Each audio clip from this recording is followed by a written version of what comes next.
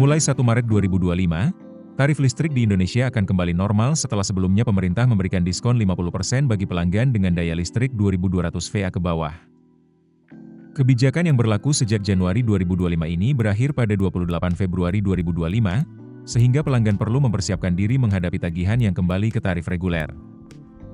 PLN juga menegaskan, kebijakan tarif listrik ini akan berlaku hingga akhir Maret 2025. Setelah berakhirnya diskon, pelanggan prabayar perlu mengalokasikan anggaran lebih besar saat membeli token listrik, sementara pelanggan pasca bayar akan melihat kenaikan tagihan pada periode berikutnya. Meskipun tarif listrik tidak mengalami kenaikan, penghapusan diskon otomatis meningkatkan beban biaya listrik yang harus dibayarkan. Agar tidak terkejut dengan peningkatan tagihan listrik, pelanggan disarankan untuk mulai menghemat penggunaan listrik sejak awal.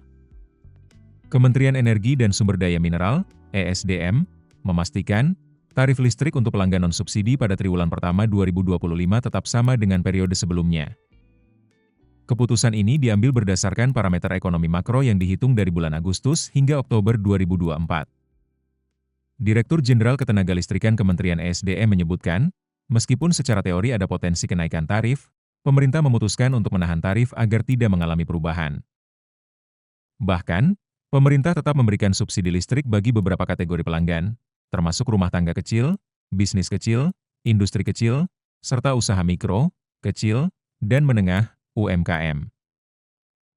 Pelanggan dengan daya 450 VA dan 900 VA bersubsidi tetap mendapatkan harga listrik yang lebih rendah dibandingkan dengan pelanggan non-subsidi. Kementerian Energi dan Sumber Daya Mineral, ESDM, memastikan, tarif listrik untuk pelanggan non-subsidi pada triwulan pertama 2025 tetap sama dengan periode sebelumnya.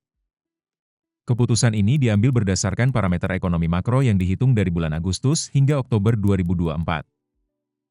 Direktur Jenderal Ketenagalistrikan Kementerian ESDM menyebutkan, meskipun secara teori ada potensi kenaikan tarif, pemerintah memutuskan untuk menahan tarif agar tidak mengalami perubahan.